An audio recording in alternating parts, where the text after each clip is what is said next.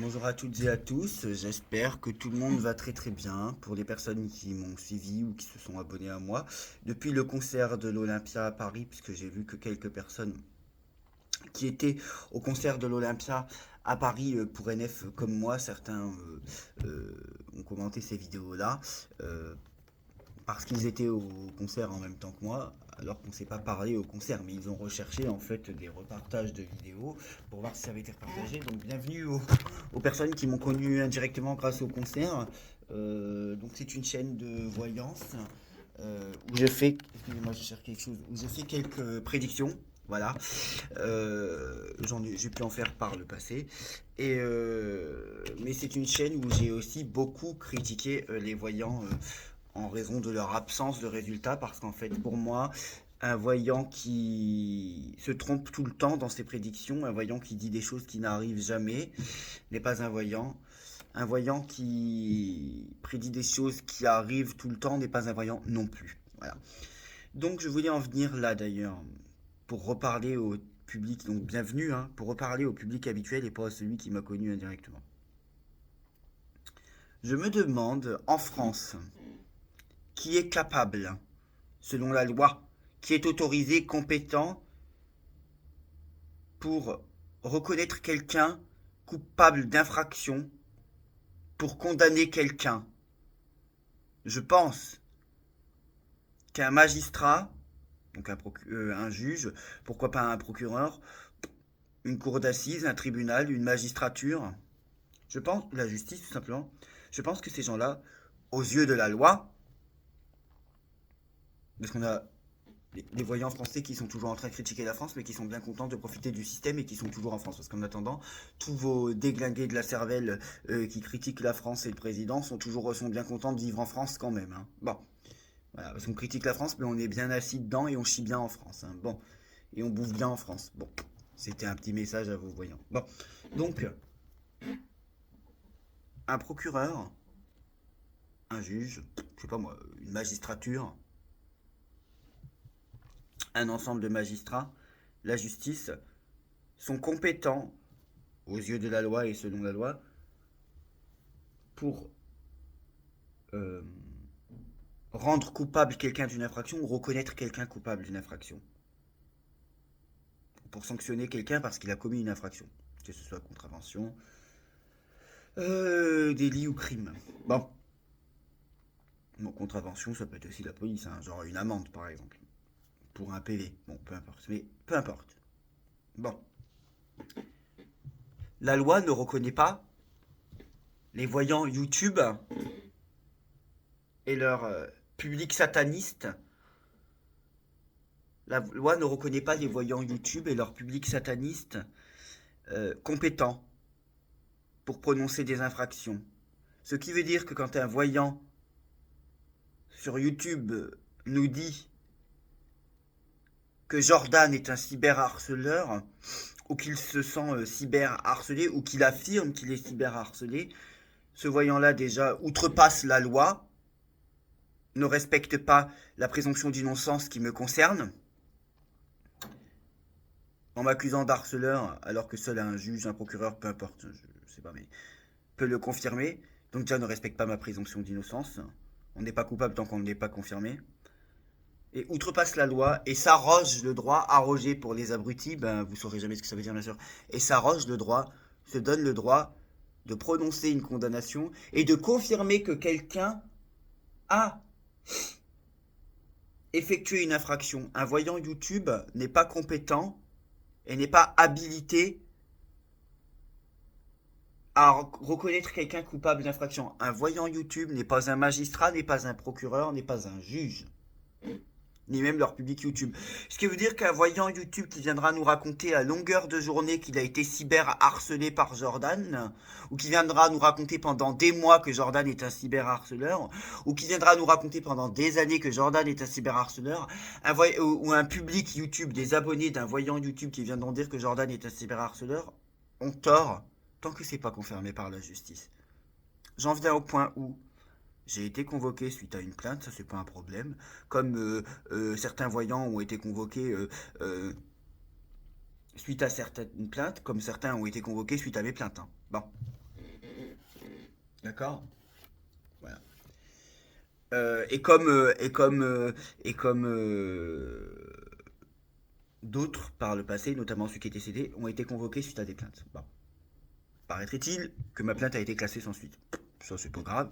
D'ailleurs, j'avais pas déposé plainte moi pour qu'il y ait obligatoirement une suite, mais parce que ce qui avait été fait ne pouvait pas être, ne pouvait pas rester comme ça, hein. Bon. Euh, Paraîtrait-il aussi qu'avant que ma plainte soit classée sans suite, on avait dit que j'avais pas porté plainte. Donc une plainte peut pas être classée sans suite si elle n'existe pas. Donc faudrait savoir. Vous avez été relaxé ou j'ai pas porté plainte. J'arrive pas à suivre. Je sais pas. Bon, moi je sais que j'ai porté plainte, mais peu importe. Sauf que moi j'ai pas été confirmé une infraction et un. Non, c'était une mouche qui venait vers moi. Une infraction ou un diagnostic avant qu'un procureur ou qu'un juge le confirme. D'accord? Bon, petite parenthèse.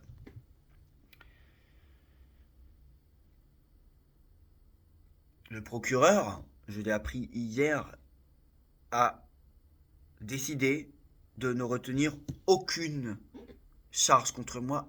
Aucune. Même pas un rappel à la loi, même pas une amende, rien.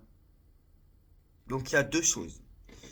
La première, le procureur refuse de prononcer une condamnation, ou refuse d'ouvrir un procès, ou refuse de saisir un juge, ou refuse de saisir un tribunal, et classe l'affaire sans suite. Je m'en doutais, hein. Voilà. Donc ça veut dire que le procureur refuse de reconnaître que j'ai été un cyberharceleur. Est-ce que légalement, le point de vue d'un procureur, je parle légalement, pas moralement, est-ce que légalement, le point de vue d'un procureur n'est pas beaucoup plus important que celui que le public YouTube veut bien se donner le droit de s'arroger?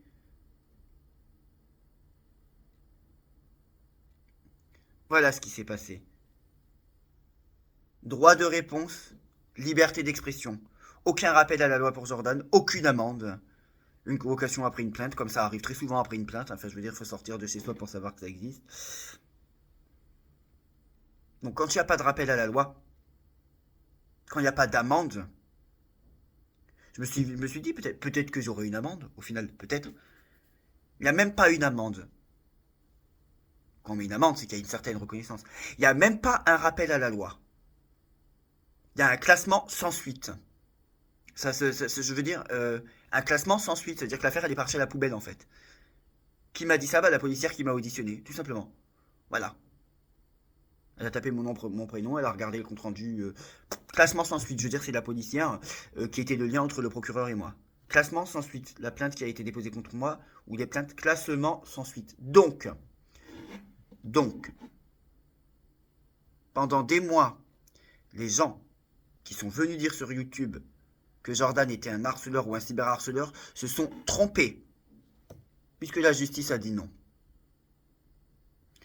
Pendant des mois, ceux qui ont vu, comme d'habitude dans leur carte, en disant c'est comme la folle de Cannes qui était venue dire que je déménagerais, ça fait 6 mois, j'ai toujours pas déménagé, hein. Sauf que là, on comprend pas trop. Un coup, ses prédictions vont mettre un an à se réaliser, puis l'année d'après, elle dit que ça met 3 mois, puis après l'année d'après, ça met 6 mois.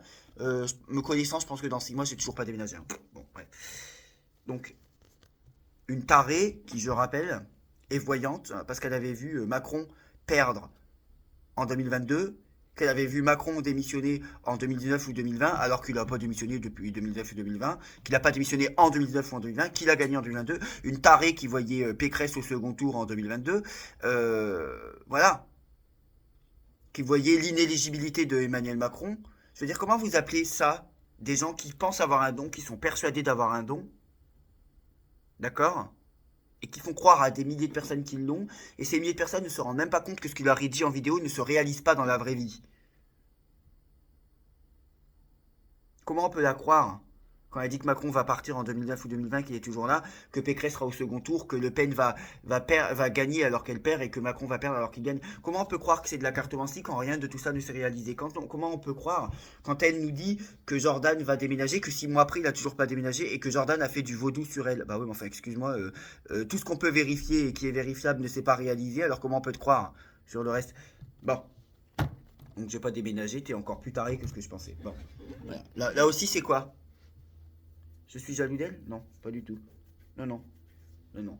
J'ai très souvent félicité l'aura intuitive. Alors j'ai critiqué des gens qui avaient beaucoup plus d'abonnés que moi et je peux comprendre que ce soit passé pour de la jalousie, hein. Mais si je suis jaloux, si je critique quelqu'un parce qu'il a 40 000 abonnés parce que je suis jaloux, du coup je devrais critiquer quelqu'un et être jaloux de quelqu'un qui a 160 000. Je veux dire, si je suis jaloux de quelqu'un qui a 40 000 abonnés, je suis jaloux de quelqu'un qui a 160 000. Or, Nora Intuitive, qui a beaucoup plus d'abonnés que tous ceux que j'ai critiqués, je l'ai toujours félicité. Je veux dire, Valentin Valbert, il est très bien, Laura Intuitive aussi, Karine Jesby aussi, donc voilà, Angel Voyance aussi. Donc je veux dire, j'aurais pu comprendre si j'avais critiqué tous ceux qui avaient plus d'abonnés que moi. Mais je n'ai pas critiqué celle qui en a beaucoup plus que les autres. Je veux dire, donc encore une fois, quand on dit que quelqu'un est jaloux de quelqu'un qui a 50 000 abonnés, celui qui dit Jordan est jaloux, il me critique parce que j'ai 50 000 abonnés, ben, il faut lui répondre, bah ouais, mais il a pas critiqué celle qui en a 3 fois plus. Bon, voilà. Donc, ce qui veut dire que les gens qui ont regardé dans les cartes pour nous dire Jordan sera condamné par la justice, Jordan est un cyberharceleur, il va faire de la prison. Enfin, faire de la prison alors qu'il y a un classement sans suite, enfin, c'est pas la définition que j'ai de la prison, mais c'est pas grave, j'ai peut-être rayé de la doriforme moi aussi. Ils se sont encore trompés en fait. Et comme dans leur prédiction politique, encore une fois, ils ont vu dans les cartes ce qu'ils voulaient ou ce qu'ils ont cru. Mais il faut quand même être sérieusement attaqué cérébralement pour penser qu'on va faire de la prison parce qu'on fait des vidéos sur YouTube pour dire à un voyant que ce qu'il dit c'est de la merde et que ça ne se réalise pas dans la vraie vie. Moi, je vais vous dire pourquoi ça a été classé sans suite. Je pense, le procureur, quand il a lu la déposition de la tarée et de moi, je ne sais pas laquelle, puisqu'il y en a plusieurs qui ont porté plainte contre moi, et qu'il a vu que moi, j'ai dit que, que, je sais pas moi, que je critiquais dans mes vidéos des gens qui voyaient l'armée prendre le pouvoir en France, chose qui n'est toujours pas arrivée. Voilà. Des gens qui allaient euh, euh, nous révéler que Macron était un clone ou un sosie et que le vrai Macron était mort depuis des années, que Donald Trump allait sauver la France et le monde, et que moi, je suis payé par le gouvernement pour critiquer les gens sur YouTube. Quand le procureur il a lu ça, parce que ça j'ai fait exprès hein, de le dire, ce qu'ils disent sur YouTube, quand le procureur il a lu que ces voyants ou voyantes disent ça sur YouTube et que c'est contre ça que je me bats, il a dû dire bah en fait le gars il a raison. Voilà. C'est parce que vous ne voulez pas vous rendre compte que vos voyants ne sont pas voyants. Vous continuez à les croire parce que vous êtes taré, parce que vous êtes fou, parce que vous êtes lobotomisé, ou parce que il y a une autre. Mais elle m'énerve cette mouche. Ou parce qu'il y a une autre. Ou parce qu'il y a une autre. Je vous rassure, à Cherbourg, on a tous des mouches chez eux. Moi, mes meilleurs amis, c'est très propre chez eux, mais ils ont des mouches l'été, en automne, il y a des mouches. Voilà. Bon, voilà. Parce que, parce que la, la voyance parce que la voyance est la seule chose qui vous maintient encore en vie émotionnellement et cérébralement. On est bien d'accord. Vous avez besoin de vous attacher à quelque chose, vous avez besoin de vous rattacher à quelque chose, la voyance, ça vous rend heureux. Sauf que la voyance, moi je vous le dis tout de suite, hein, tout de suite, la voyance, la cartomancie, c'est pas fait pour rendre les gens heureux, c'est pas vrai. Si ça rendait les gens heureux, ça se saurait. S'il y a des reportages sur les gens comme nous, comme quoi la voyance c'est de la merde, que ça n'existe pas, c'est qu'il y a bien des raisons. C'est qu'il y a bien des abrutis qui déglinguent le visage de la voyance. Voilà. Et à cause d'eux, on passe pour des cons. Même pour des connards. Hein. Quand on passe pour des charlatans, on passe pas pour des anges. La voyance, si ça rendait heureux, ça se saurait. La voyance, c'est une addiction. Quand c'est mal pratiqué, ça vous détruit votre porte-monnaie. Ça vous empêche de remplir votre frigo. Et c'est pas de la psychologie. Hein. Un voyant, il n'est pas là pour te rendre heureux. Un voyant, il n'est pas là pour te remonter le moral. Un voyant, il n'est pas là pour t'apporter du bonheur dans ta vie. Hein. Ok. Non, non. Un voyant, il est là pour te dire ton avenir, pour te dire si ton avenir ça va être bien ou si ça va être mal, ou de la merde. Bien sûr, quand ton avenir c'est de la merde, le voyant doit te le dire avec respect, avec diplomatie, bien sûr, bien sûr. Mais il n'est pas là pour te dire ce que tu veux entendre. Quand on consulte un voyant et qu'on pleure, et à la fin de la consultation, qu'on dit que le voyant il a raté son travail parce qu'il t'a fait pleurer, erreur de jugement. Le voyant il a raté son travail si rien de ce qu'il ne t'a dit c'est produit. Mais si tu consultes un voyant pour que ton moral y remonte, va plutôt voir un psychiatre, un psychologue, un psychanalyste, j'en sais rien. Hein. La voyance, c'est pas fait pour vous rendre heureux, hein, je suis désolé. Hein. Non. La voyance, c'est fait pour vous dire votre avenir, vous dire ce qui va se passer, vous dire ce que vous allez être, ce que vous serez. La voyance, c'est pas là pour remonter le moral des gens, c'est pas vrai. Certains croient à la voyance parce qu'ils ont plus que ça dans leur vie, parce ils ont besoin de se remonter le moral. Mais moi, je vais vous dire quelque chose. Quand même, franchement. Maintenant que tout ça s'est terminé d'un point de vue juridique, franchement. Est-ce qu'il faut pas être quand même abruti et avoir les neurones écrasés quand on arrive à croire ou quand on n'arrive pas à se rendre compte que la personne qui nous prédit l'avenir sur YouTube n'est pas voyant, simplement, parce que cette personne prédit la démission d'un président depuis plus de 3 ans, soi-disant ça devait déjà arriver il y a 3 ans, et que le mec est toujours là. Qu'il devait perdre alors qu'il a gagné, que tous ceux qui ont gagné devaient perdre, alors que tous ceux qui devaient gagner ont perdu. Est-ce que franchement, on n'est pas attaqué quand on arrive à croire quelqu'un qui dit l'armée va prendre le pouvoir en France? Ok, on peut attendre que cette prédiction se réalise et en rediscuter ensuite.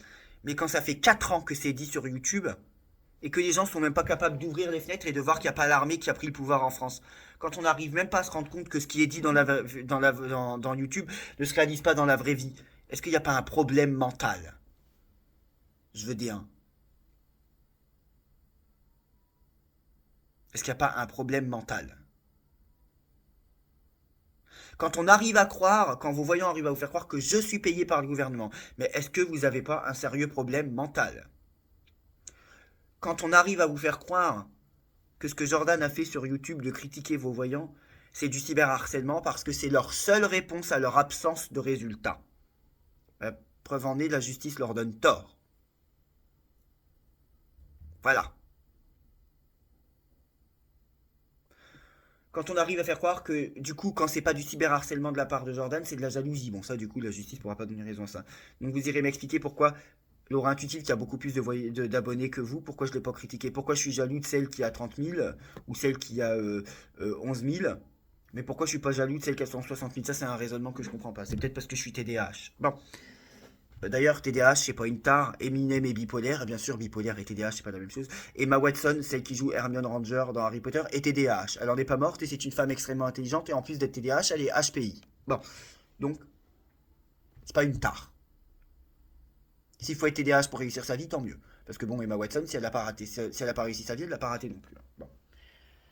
Pour finir, quand on arrive à être lobotomisé, mais lobotomisé, hein, au point de croire que l'autre a des voyantes parce qu'elle prédit un séisme et que 3 jours après, elle prend une capture d'écran et qu'elle le met dans sa partie communauté en disant coucou, il y a eu un séisme, j'ai vu juste, moi je vous le répète, qu'en France, il y a des séismes tous les mois.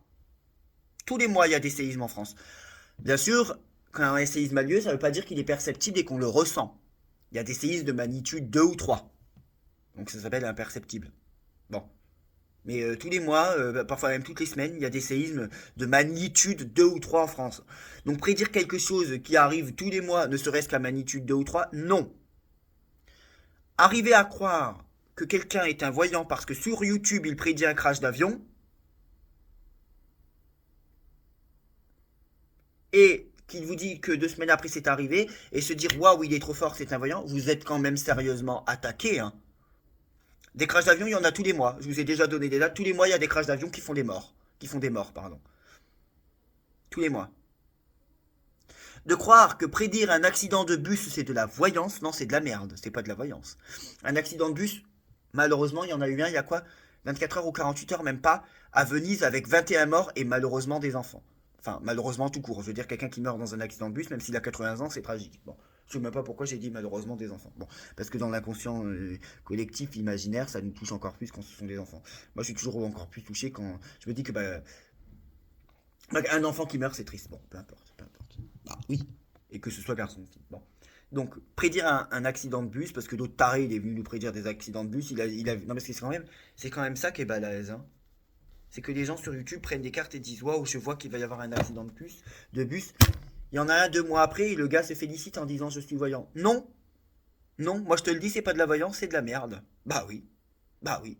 Des accidents de bus depuis septembre de l'année dernière, dans le monde, il y en a eu au moins 5, 6 ou 7, si c'est pas plus. Pas plus tard qu'hier. Ah, je vous l'avais dit, hein. Prédire des décès de personnalités connues, Je sais pas qui c'est le plus taré, si c'est celui qui prédit ça et qui attend que ça arrive, ou si c'est des gens qui se rendent pas compte que c'est de la voyance. Moi, je vous avais dit, hein, rappelez-vous, hein, je vous avais dit, je vois le décès d'une femme connue et d'un homme connu. Bon, c'était une caricature pour vous prouver que la voyance, de cette manière-là, tout le monde peut le faire. Qu'est-ce qui s'est passé? Il y a eu déjà le décès de Geneviève de Fontenay. On va pas me dire qu'elle n'est pas connue en France. Je suis désolé quand même. Bon, voilà. Le décès de Gérard Leclerc, ce journaliste BFM TV, non, CNews qui est mort dans un crash d'hélicoptère. Bah, comme ça, j'en ai eu deux d'un coup de prédiction. Le crash et le décès d'une personnalité connue. Bon, vous voyez, c'est des choses qui arrivent régulièrement, hein, des crashs. Hein. C'est pas, il faut être complètement scratché ou craché pour voir que ça arrive pas. Bon, et pour terminer, Monsieur El Kabash, je sais plus comment il s'appelait là, j'allais dire Jean-Pierre, je suis pas sûr. Le journaliste El Kabash, même Emmanuel, non, même Sarko et Bruno Le Maire lui ont rendu hommage hier. Mais ce qui est marrant en France, c'est que quand quelqu'un est vivant, on parle pas de lui, et quand il est mort, il est meilleur et on lui rend des hommages. Bon, c'est un petit peu drôle quand même. Bon, peu importe. Mais des hommes politiques ont parlé de lui, et il était un des plus grands ou un des plus anciens journalistes politiques français et très influent dans la sphère, dans la sphère journalisto-politique française. Voilà, tout simplement. Bon. Donc, journaliste politico-française, pardon.